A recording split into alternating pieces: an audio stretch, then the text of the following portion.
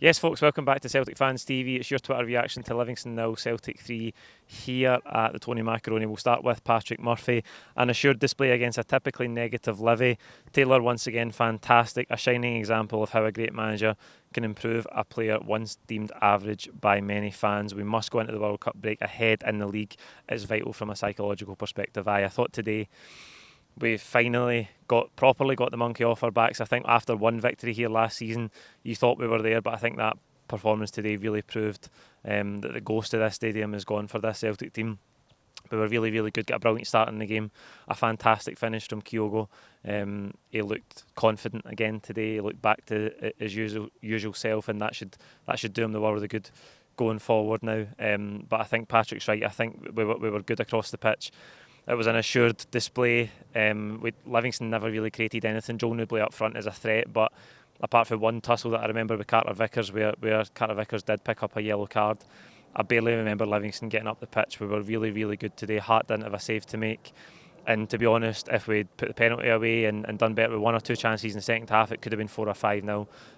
A brilliant performance coming here, where you expect it to be difficult and a battle. But it was a really, really comfortable afternoon, and that's credit to the performance the players put in. Jerry KC, what a weird experience. Never felt in doubt from the first whistle. Very accomplished performance and a strong bench to back it up. Controlled and played with real purpose throughout. Welcome back Jota to boot. I thought we did play with good control in the game. I thought we had some really good performances in midfield. It's important that we win the midfield battle in these games. Livingston want the game to get scrappy. They want it to be 0-0 for as long as possible. But we got the early goal, and I thought the aggression without the ball for the players in midfield, the likes of Moy, the likes of O'Reilly, was very, very good. I thought O'Reilly breaking the play up and winning it back for us, not letting Livingston out, particularly in the first half. He was very, very good in that role, and as Jerry says, we were really controlled throughout the game. And in the second half we upped the tempo. I just thought towards half time we got a wee bit slow in the final third with the final pass, or maybe not getting a cross in early enough. Haksabanovic got isolated against Devlin at right back a couple of times, but just couldn't dig out a cross. Good play up until that, but I just thought we got a bit slow in the second half. Much different, and as I say, we could have had a few more goals to make the scoreline even better. Paul, 1994, they've been our bogey team for years, especially when they're at home, but that is no longer the case now. 2 convincing away wins against them, 1 last season and now this. Well done Celtic, another huge 3 points away for home. These 2 games in October, away to Tynecastle, away to Livingston here today, were massive for the team.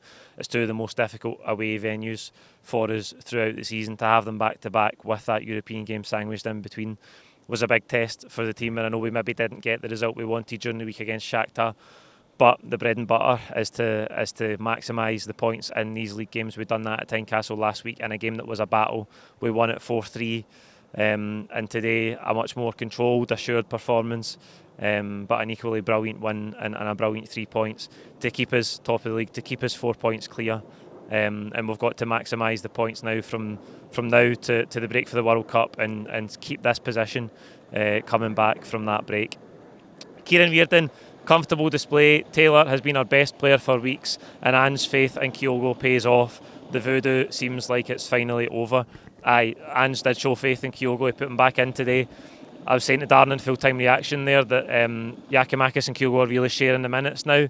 Giakoumakis got the start during the week, played the whole game, was feeling his hamstring towards the end though. Kyogo starts today, looked a lot more like himself. I thought his all-round game was really good, a few lovely touches, some nice passes, bringing other players into play as well. But that finish is so key for us early in the game. It's the first big chance we create, and he gets it on his left foot. It's a tight angle, but he smashes it into the top near corner. What a finish it was.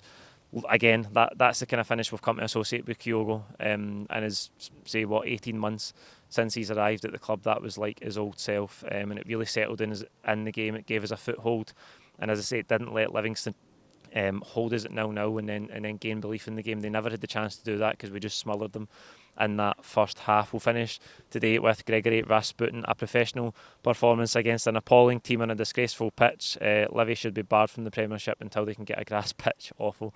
There's always, we're like broken records when we come and play here about the pitch. Obviously we know it's the case at Kilmarnock, it was the case at Hamilton as well, but they're out the league now. I've never heard a professional footballer say they like playing on it. I think there's something to be said for that.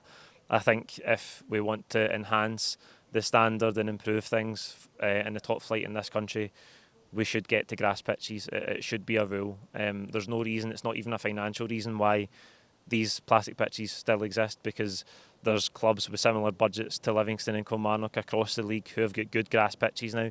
The Motherwell one is the notorious one over the years that used to be really, really poor. And I know Motherwell are doing great things as a club off the pitch in a number of areas now, but they've really sorted their pitch out, and it's a natural grass surface, and it's really good throughout the season. There's no reason why other clubs can't do that, and I think it would enhance the product of the Scottish Premiership. People that support these teams or represent these teams will probably say that it might give an advantage to the better sides to come and play on a better pitch. It maybe acts as a leveller for them at times.